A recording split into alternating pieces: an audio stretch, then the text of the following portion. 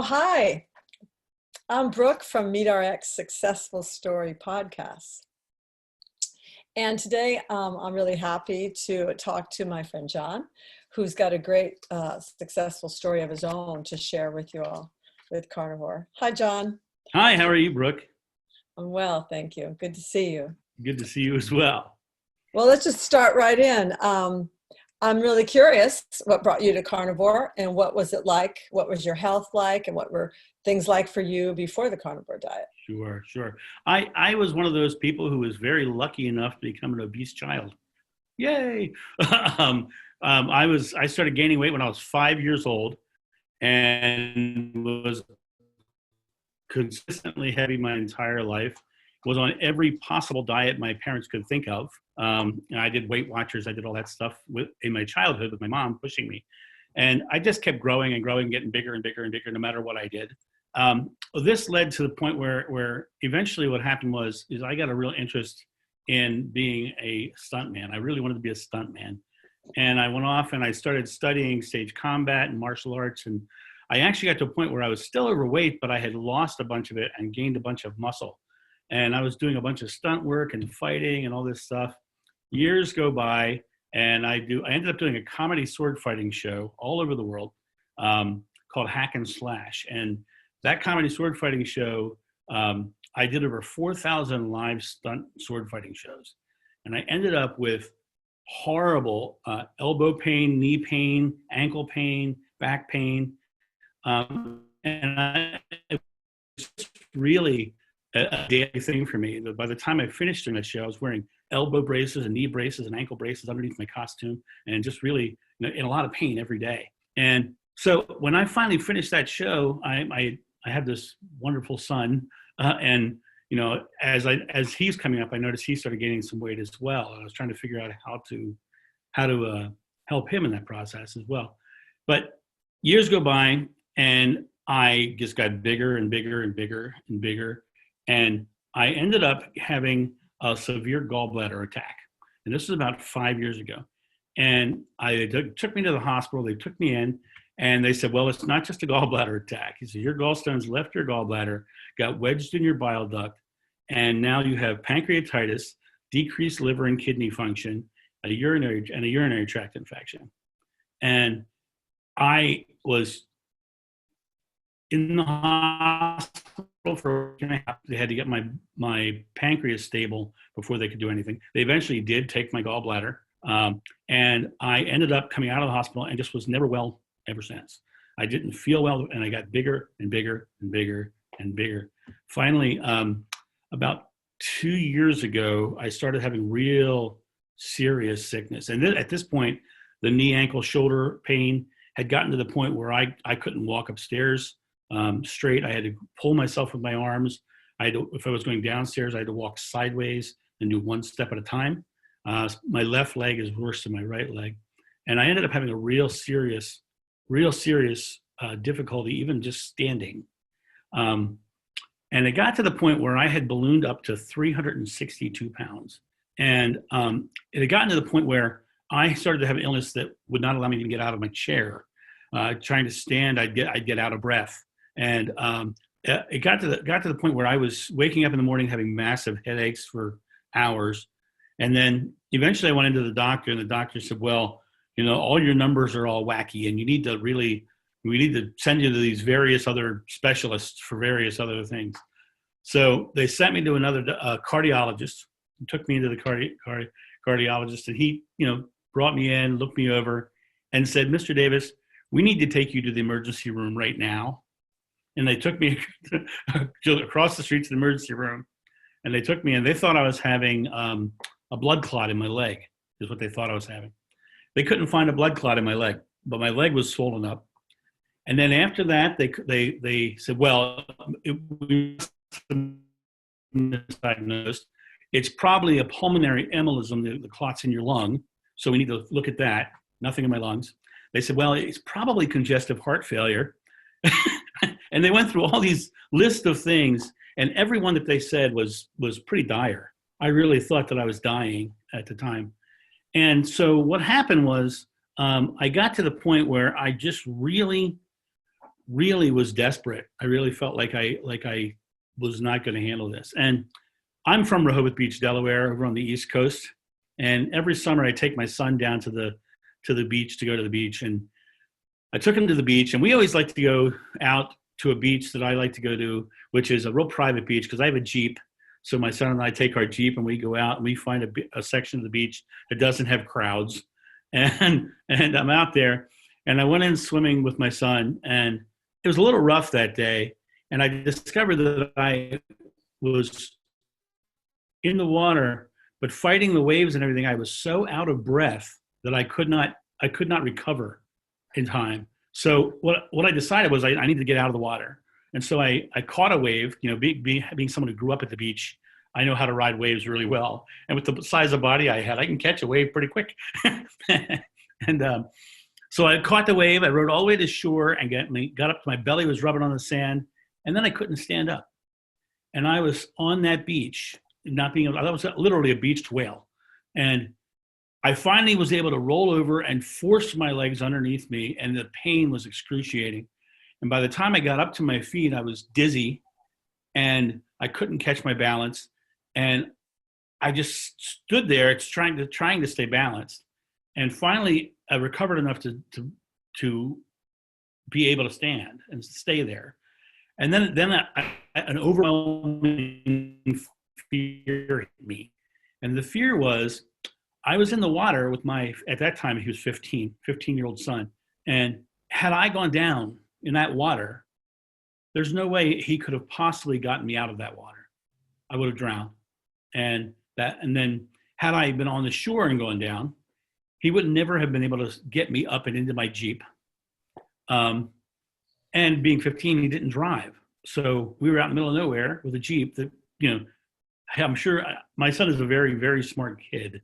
And I'm sure he could have figured out how to drive, but he would have had to come to the decision of having to choose to leave me behind to go find somebody. This was putting my son in what I considered a really bad situation. And I made him a promise that day that I would find a way to get my health in order and lose my weight. And I promised him that by this summer, we would go back to that beach and I would stay in the water and play, and we'd have a good time. So I went searching for the diet that would work finally after all these years. Now let's talk about diets. I did every diet you can possibly imagine in my lifetime. I did Herbalife. I did Fit for Life. I was a vegetarian for 2 years. I did a 60-day juice fast. And at the end of that 60 days and the end of those 2 years of vegetarianism, the only thing that I wanted was a cheeseburger. More than anything else. And then I binged on cheeseburgers and gained weight again. I went on keto, or as I like to call it, the mathematicians diet, because you have to do your ratios, your fats, all your micronutrients, and to me that's not the way. I don't think that when they took down a wildebeest in the ancient days that they measured the macronutrients before they ate it, and so I was like, that's not me. I needed something much easier, and it's really interesting because I had been so sick. I came to a point where I came to the realization that, doctors always take the Hippocratic Oath. And every doctor that I saw prescribed a chemical to cure me. And not one of them prescribed a diet. Not one of them prescribed a way to eat. They all said, well, here, take this chemical. By the time I was done, I was on 6 different medications. And I had never taken medications in my life before that. I now don't take any medications, by the way. My blood pressure came down. My A1C is perfect. My cholesterol is perfect. Everything's perfect. But I found Carnivore by doing a Google search because I had come to the conclusion that I was allergic to carbohydrates. And so I did a search for carbohydrate allergy diet. And I found Carnivore and Dr. Baker and all those great carnivore folks that are out there. Good job. Well, I'm great because it quite honestly saved my life. I've only been on the diet for about 5.5 weeks right now. But let me tell you about my 5.5 weeks. I've lost 34 pounds in 5.5 weeks. I used to have a big spot of eczema right underneath my eye right here. And as a motivational speaker, that's a really bad thing to walk on stage with a big, flaky thing on your face. So every morning was get up, scrape it all off, put cream on it, and sometimes put foundation on it to hide it. And I started the diet, and within 7 days, that eczema was gone. Wow. And I mean gone. I mean, it doesn't even feel like it was ever there. My joint pain within 7 days, the joint pain that I thought was damage I had done as a stuntman, gone, completely gone. I get up, I walk, I have no problems whatsoever. My like I said, my blood pressure's down, my C is perfect. Everything's perfect blood wise. The other weird benefits that have happened is all my life I had brown eyes with green rings. Now I have completely green eyes. All the brown has gone away. I since have seen an article where your eyes can show the toxicity of your body. And I think that the brown in my eyes was actually toxic, was the toxicity in my body. But my eyes are pure green now. My sister can't believe it. Speaking of my sister, so I started sharing with my sister this diet. And immediately she's like, well, I'll give it a shot. I'll give it 30 days. And the first 2 weeks, she's like, I don't know, we'll give it 30 days and then we'll throw it away or whatever. Well, day 20, she went out for a walk and she was able to walk twice the amount of distance that she's ever been able to walk.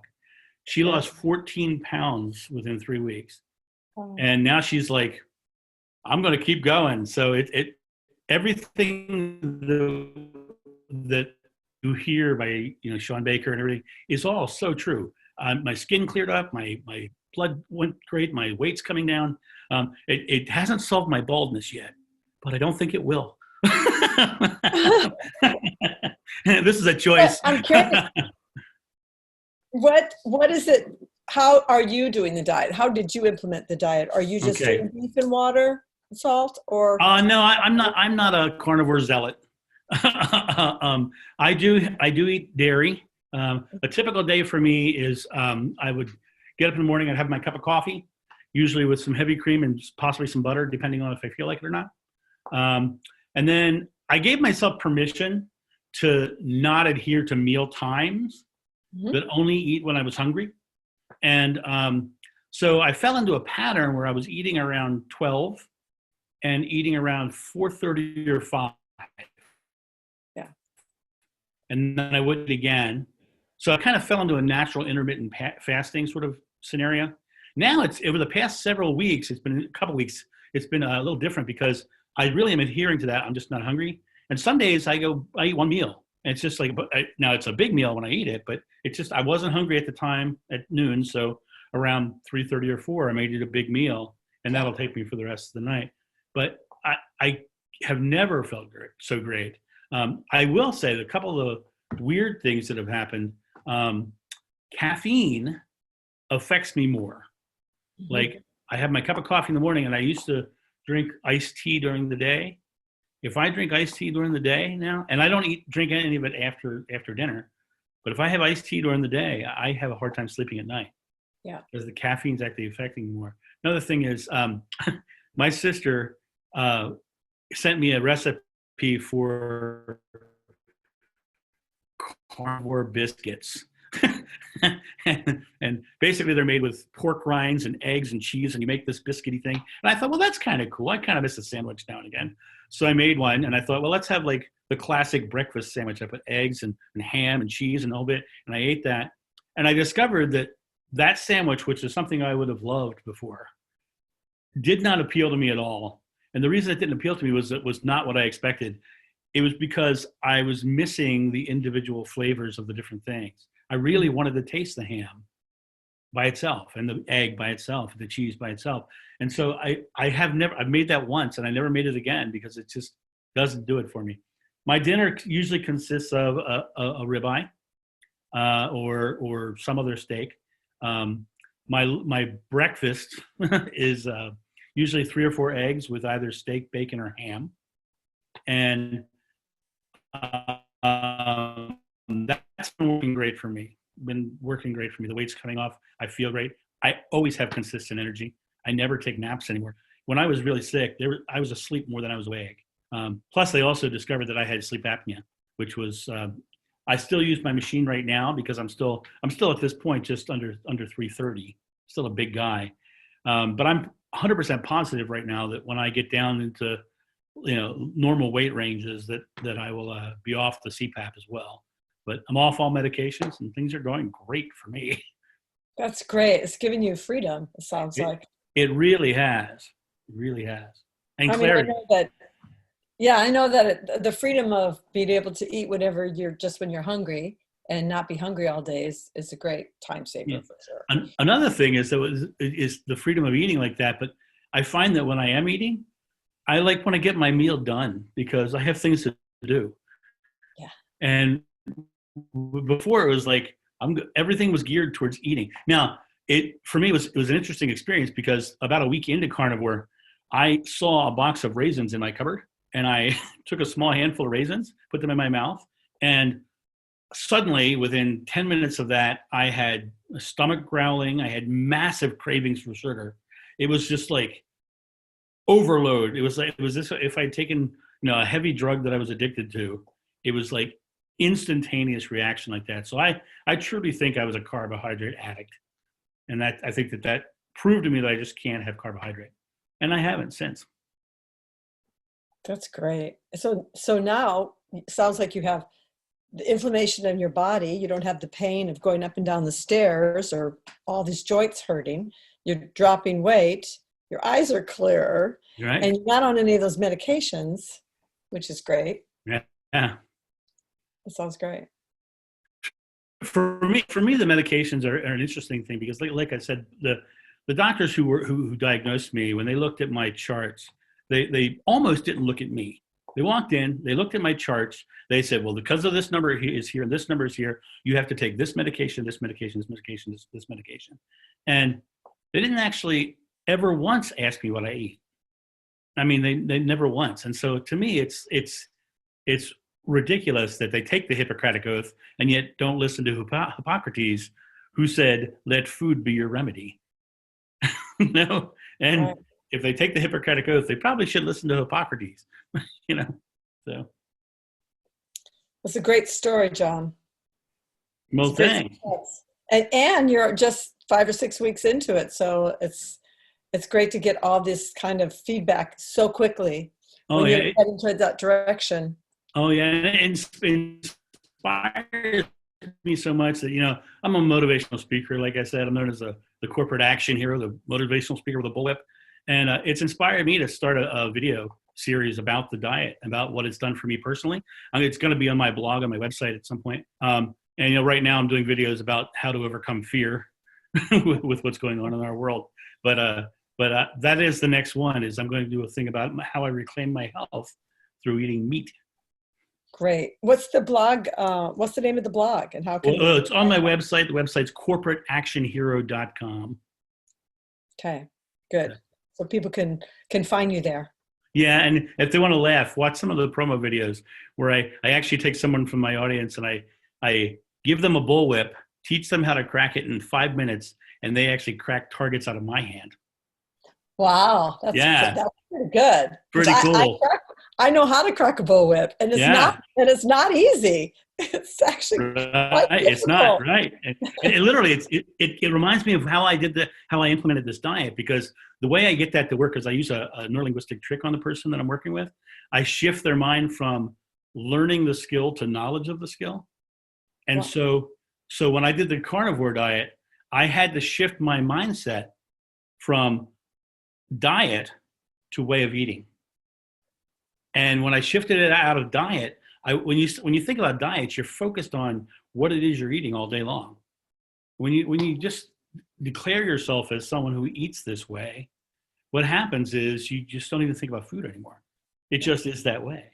And it was so much easier. I was able to use the same tricks that I teach on stage to get myself to eat the right way. Very good. Great. Very good.